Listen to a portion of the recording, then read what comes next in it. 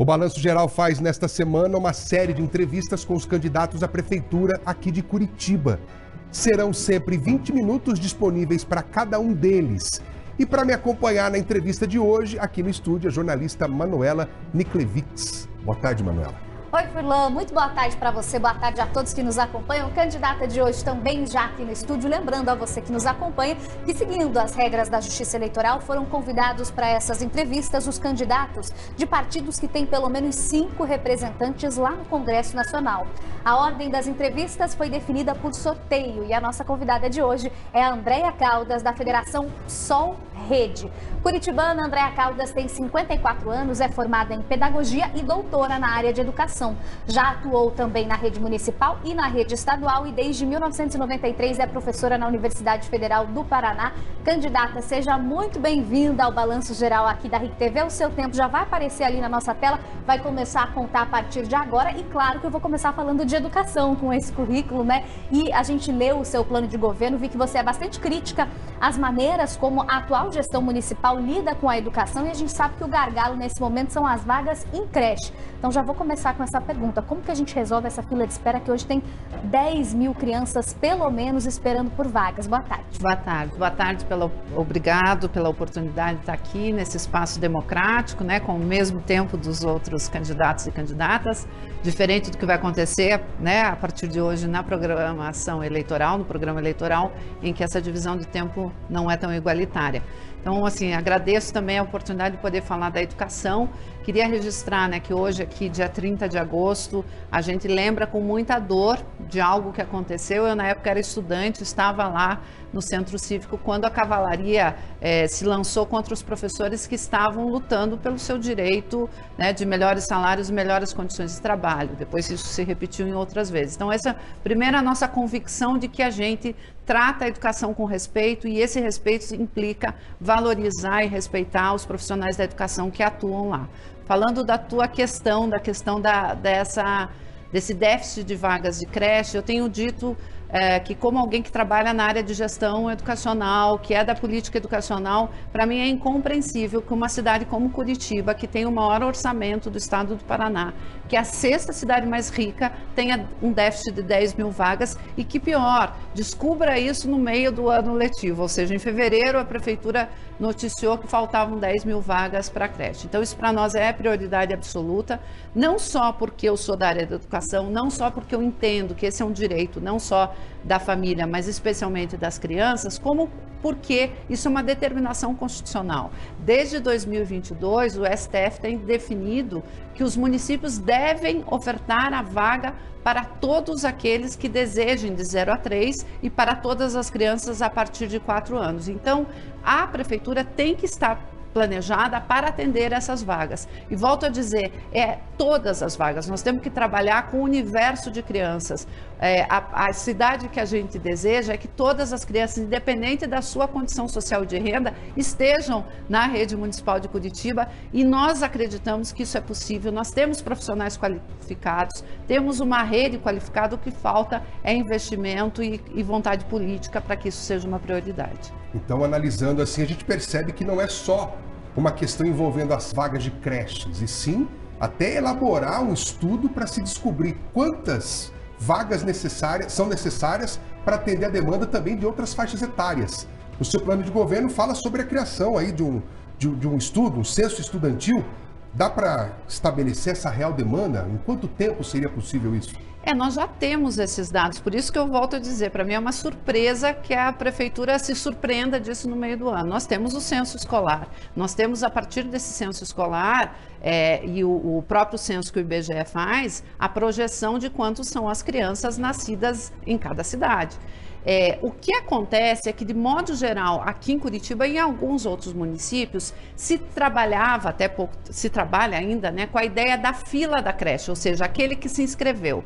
Nós estamos defendendo, e volto a dizer, isso é constitucional, não é uma coisa que a professora Andréia Caldas está inventando, é constitucional, que a vaga, seja na educação infantil, seja no ensino fundamental, ela tem que ser projetada para a demanda das pessoas nascidas em Curitiba. Então, você vai trabalhar assim com os dados que já existem e vai projetar essas vagas, porque, volto a dizer, nós queremos todo mundo estudando nas escolas e nos CMEs de Curitiba, usando as unidades de saúde, ou seja, que a cidade seja de fato para todo mundo. Candidata, acho que o problema está mais do que claro, mas como que na prática a gente cria essas vagas? Porque, por óbvio que a solução é a abertura de novas vagas, mas como que na sua gestão você pretende fazer isso? E até já vou incluir aqui, porque a senhora é bastante crítica também à parceria com a iniciativa privada, que hoje acontece em 158 instituições. Se isso fosse acabar, a gente teria menos vagas ainda. Então, como equilibrar tudo isso? Na verdade, tinha uma orientação do Plano Nacional de Educação para que você fosse ampliando essas vagas públicas para ir reduzindo essa necessidade dessa parceria público-privada. Isso não foi feito. E volto a dizer, eu vou assumir a prefeitura no ano que vem com um orçamento e um planejamento que foi feito por essa gestão. Então, não dá para a gente prometer que a gente vai nos primeiros meses resolver, mas nós vamos atuar nesse sentido. E aí sim, vamos estabelecer a partir dessa demanda, que nós já sabemos qual várias, digamos assim, estratégias. É possível ampliar espaços nos CMEs que já existem, né, nos centros de educação da prefeitura que já existem, ampliando salas, desde que isso comporte com qualidade. Nós entendemos que na atual conjuntura é necessário manter, sim, esse conveniamento com essa rede, mas elas também estão muito insatisfeitas pelo repasse que tem sido feito. Eu estive recentemente na audiência pública que a Câmara promoveu, essas instituições têm reclamado de que o repasse não é suficiente para uma oferta de qualidade, então nós entendemos que tem que ser o mesmo custo aluno para a CMEI público, para as conveniadas. Mas a nossa ideia é que a iniciativa privada, assim como em países desenvolvidos, ela seja uma opção da família e não uma falta de opção. Por isso que eu volto a dizer, é papel do poder público ofertar vagas universais no espaço público. Se a família eventualmente preferir optar pela iniciativa privada, aí é uma escolha da família, mas o poder público não pode se eximir do seu dever, ou seja, não é papel da iniciativa privada cumprir essa obrigação institucional. Quem tem que ser cobrado é o poder público. Podemos falar de transporte? Eu vejo aqui, olha, que a senhora propõe dentro do primeiro ano de mandato a implementação do passe livre estudantil universal, proposta do seu governo, e que a aplicação da tarifa zero vai ser progressiva. Eu queria te perguntar de onde vão sair esses recursos. Muito bem. Nós estamos propondo isso em base de cálculo orçamentário, né? Volto a dizer, eu sou da área da política educacional, a gente não faz proposta que a gente não tem impacto orçamentário. Eu fui gestora da universidade, sei como é que é isso. Então, vejo. Qual que é a nossa perspectiva? É a universalização da tarifa zero, onde já existe um projeto tramitando hoje no Congresso Nacional, inclusive de autoria da Luísa Erundina, do nosso partido, o PSOL, e em que esse projeto estabelece a ideia do transporte como direito social, assim como a educação, a saúde e a assistência, ou seja, você muda a concepção. Se ele é um direito social, ele tem que ser arcado pelo poder público. Quem do poder público? As três esferas, o município, o estado e o governo federal. Então, a tarifa zero, ela depende da aprovação desse projeto com essa complementação. O que nós estamos nos comprometendo a fazer desde já? Como você bem mencionou, o passe livre estudantil. E aí, qual que é o cálculo para essa possibilidade? Hoje, a própria URBS indica que o subsídio para o transporte está na casa de 220 milhões. Nós fizemos um cálculo rápido se a gente fosse ofertar esse passe livre universal para a escola pública e para a escola privada, para todos os estudantes da educação básica, sairia em torno de 620 milhões para bancar 2 passagens diárias, que é o que Fortaleza já está fazendo, que tem um tamanho parecido com Curitiba. Esses 620 milhões não precisam ser bancados pela prefeitura. A ideia é que se a gente faça uma parceria com o governo estadual, com o governo federal. Mas ainda que fossem sustentados inteiramente pela prefeitura, vamos supor que o governo estadual e o governo federal não queiram nos ajudar nessa proposta, ainda que esteja dito lá na Constituição que o transporte é um direito social. A prefeitura de Curitiba tem como absorver isso, porque veja, nós temos um orçamento de 14 bilhões. Absorver em torno de 1 bilhão, vamos arredondar, de subsídio significaria gastar 10% do orçamento de Curitiba. Hoje as famílias estão gastando de 15% a 20% do seu orçamento para custear o transporte. Então nós entendemos sim que é papel da prefeitura. E esse investimento, digamos assim, no transporte vai repercutir em outras fontes, né? Porque o dinheiro que a família não está gastando no transporte, ela vai investir no consumo local, ela vai dinamizar, nós vamos melhorar o trânsito, talvez não seja preciso então fazer tantas obras, né, para melhorar o trânsito, porque uma parte já vai ser reduzido por essa fluxo do transporte coletivo, que é um bom transporte coletivo na sua lógica, na lógica pensada, a lógica do sistema de integração é algo que outras cidades copiam, mas que hoje está carecendo de investimento na sua frota e também desse subsídio. Muita gente está deixando de usar o transporte coletivo porque não tem como custear. Eu que sou mãe de 3 estudantes, sei o quanto custa no bolso e no orçamento da gente pagar a passagem todo dia para os estudantes. E não é só o custo monetário, né? É o que causa de desconforto emocional nas pessoas, que em determinadas horas do dia esperam demais para chegar em suas casas. Eu acho um tanto quanto inadmissível, muitas vezes, o trabalhador sair 6h30 do trabalho e chegar em casa depois das 11 horas da noite. Isso também é exaustivo. Com certeza. Então, assim, eu acho que essa proposta, ela tem muita... Ela vai resolver o problema de meio ambiente. Tem gente falando em novas obras. Nós estamos defendendo o seguinte, obras são necessárias, mas primeiro nós temos que fazer funcionar o que já existe. Nós temos um bom sistema de transporte. O que está faltando é investir nele. E aí eu vejo outros candidatos prometendo que vai fazer o metrô, que vai fazer o intermodal, mas a gente não está resolvendo nem o que existe. Então vamos fazer funcionar essa cidade e aí aonde for necessário fazer novas obras a gente vai fazer. Candidato, e falando da tarifa geral, para a gente fechar esse assunto do transporte coletivo, você falou do passe livre estudantil, a tarifa geral, no caso da tarifa zero que você falou, estaria atrelada a uma aprovação lá em Brasília, que a gente sabe muitas vezes demora bastante para acontecer. Mas é possível falar única e exclusivamente de responsabilidade de uma gestão de Andréa Caldas por aqui, já de uma diminuição dessa tarifa de R$6, que é a mais cara do país? Com certeza. Inclusive, nós vamos ter aí a nova licitação do transporte coletivo e isso tem que estar colocado, né? Tanto a questão do subsídio... seria irresponsável da minha parte a gente falar em termos né, de cálculos. Mas sim, a gente vai abrir essa planilha, vamos olhar esses custos e sim, tem um compromisso de reduzi-la, de retornar à domingueira e de ir fazendo progressivamente esse passe livre. Eu acredito, Manuela, que isso é uma tendência que veio para ficar. Isso é a tendência dos países mais desenvolvidos, que a gente use o transporte coletivo como transporte, né, do dia a dia, e aí o carro vira a exceção. Então, eu acho que nós temos que batalhar para isso. Muitas cidades já têm implantado isso, e eu acredito firmemente que a gente vai, em pouco tempo, estar aprovando essa ideia mesmo da tarifa zero universalmente em todo o país, quem sabe. Uma coisa me chamou a atenção, que no seu plano de governo fala sobre propor a taxa para uso do carro.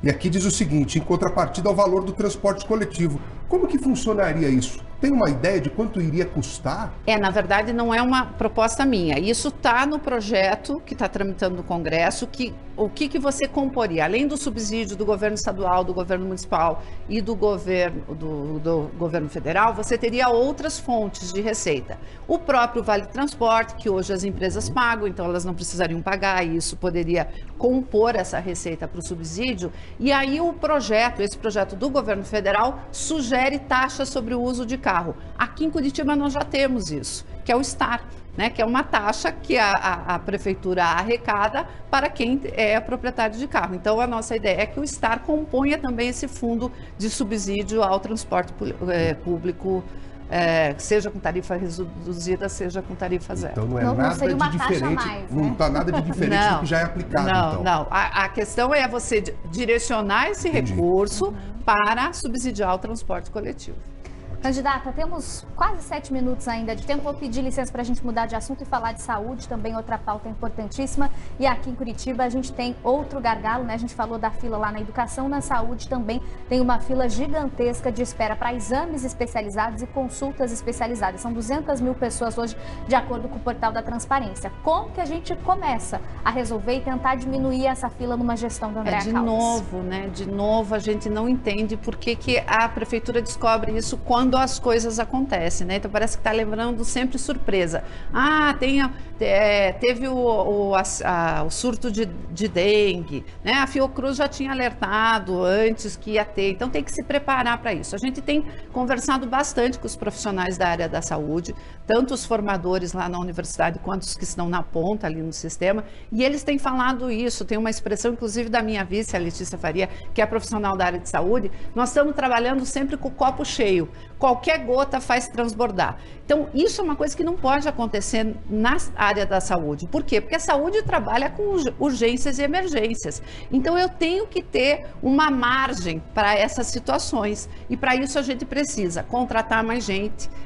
Nós precisamos retomar a ideia da estratégia de equipes de saúde da família, que são aquelas equipes que trabalham por 40 horas e acompanham uma família no preventivo, para que a gente não tenha que atuar só na urgência e na emergência. As UPAs são importantes, sim, mas nós temos que voltar especialmente, e essa também é hoje uma diretriz do Ministério da Saúde, que também faz a sua complementação de recursos para os municípios que investirem nessas equipes de saúde de família, para que a gente trabalhe na prevenção. Então, nós temos que fazer concurso, nós temos que ampliar o quadro de profissionais que está muito sufocado, e nós vamos ter sim que criar novas estruturas. A própria UPA Matriz, parece que inclusive agora estão falando que, a própria gestão dizendo que, prometendo, de que vai acontecer, mas foi fechada a UPA Matriz. Não por acaso que ficou, aonde que está acontecendo o maior problema ali de sufocamento? É o Cajuru, é o Boa Vista, porque se você fecha um equipamento, isso vai para outro lugar. Então, nós temos que reabrir a UPA Matriz, recriar a UPA Matriz, retomar assim, com mais vigor as parcerias, inclusive com as universidades e com os espaços formadores, e mapear aonde seja necessário a gente construir mais unidades básicas de saúde. Veja, é importante a gente falar, tudo isso é investimento. O que o cidadão, a cidadã espera do poder público é que ele cumpra a sua tarefa. Qual que é a sua tarefa? Atender bem o cidadão no serviço de saúde, no serviço de educação, no serviço de assistência. Então, sim, se é necessário a gente construir mais equipamentos, nós precisamos construir mais equipamentos. E na área da segurança, candidata, o que você pensa a respeito da nossa cidade hoje, o que a gente tem aqui para oferecer para o cidadão? Então, a área da segurança, de novo, parece que eu estou falando sempre a mesma coisa, mas é que os problemas é que estão se repetindo. De novo, tem um coeficiente muito pequeno de efetivo, O próprio Sindicato da Guarda tem apontado isso, que faz muito tempo que não tem concurso. Se você não tem concurso, você sobrecarrega aqueles profissionais que estão ali, que na maior parte das vezes estão dobrando a sua jornada, estão trabalhando mais de 40 horas para atender. Isso tem um fator de estresse muito grande numa atividade que exige atenção, controle emocional. Então, nós precisamos ampliar esse efetivo, nós precisamos construir com a Guarda Municipal uma discussão sobre a sua jornada e carreira, e nós queremos trabalhar já no início, no primeiro ano, chamando uma conferência de segurança pública para discutir com a comunidade, inclusive envolvendo os conselhos de segurança comunitários,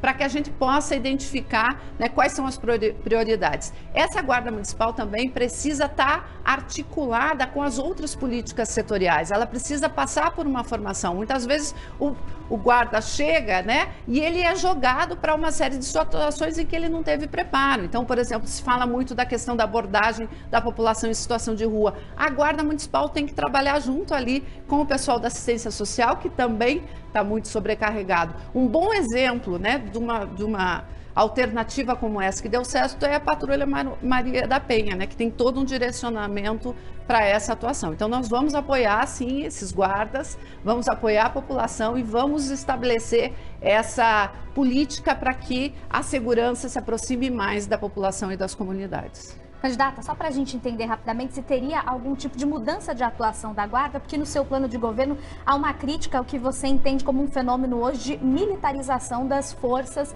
da cidade. Então, você acha que teria que ter algum tipo de mudança na atuação da Guarda Municipal em comparação com o que acontece hoje? A Guarda Municipal, ela já tem uma vocação, tem uma perspectiva nessa atuação comunitária. O que a gente chama de militarização é um ideário da militarização no sentido de atuar fortemente na dimensão repressiva. Veja, a dimensão repressiva tem que ser exceção, né? E essa guarda municipal é aquela que vai estar mais próximo da comunidade, por isso que hoje há uma tendência a essa municipalização da segurança, porque é aquela que está mais próxima da comunidade, para atuar na prevenção e na repressão só quando for absolutamente necessário. Eu, como mulher, que trabalho no centro, que morava por muito tempo no centro, eu sabia, né, quando a gente caminha ali, aquelas ruas vazias, como é importante a gente se sentir protegido ali, e se sentir protegido, sim, as câmeras, os equipamentos são importantes, mas a gente se sente protegido, na verdade, por outras pessoas, por isso que a gente precisa ter essa aproximação da guarda e da política de segurança com as pessoas, com uma perspectiva mais comunitária do que repressiva. Candidata, a senhora tem 40 segundos para as suas considerações finais. Olha, eu quero agradecer de novo. Eu fico muito feliz sempre quando a gente é chamado para essas entrevistas com bastante tempo. Nós estamos começando hoje o nosso programa, a gente pede que vocês acompanhem, mas lá a gente tem 25 segundos só, então aqui é bom que a gente pode falar um pouco mais, aprofundar. Nós estamos muito entusiasmados de apresentar essas propostas que foram construídas coletivamente. A gente acredita que é possível fazer uma gestão diferente dessa cidade, que é tão rica, que é tão bonita, mas que foi perdendo a sua capacidade de inovação e que não está sendo pensada para seus quase 2 milhões de habitantes que tem Curitiba. Nós queremos pensar uma Curitiba para quem vive a cidade, para quem usa os equipamentos públicos da cidade. Muito obrigada. Candidata Andréa Caldas, da Federação PSOL Rede, obrigada pela participação aqui com a gente. É isso, e na segunda-feira terminamos a nossa série de entrevistas com o candidato Luciano Dutti, do PSB.